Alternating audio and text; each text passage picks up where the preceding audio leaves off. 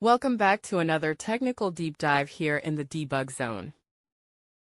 Today, we're tackling a big question and breaking it down with insights from other users. Hopefully, this clears up some misconceptions and helps you get the answer you need. So buckle up, stay a little curious, and let's jump right in.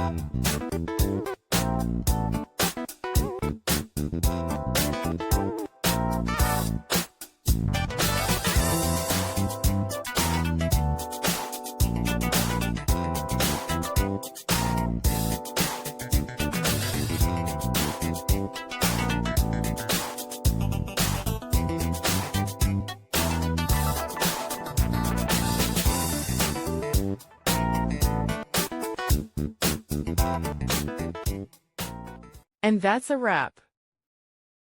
I hope you found the answer you were looking for.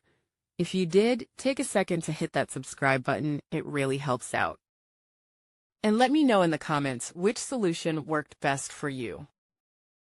See you next time in the debug zone.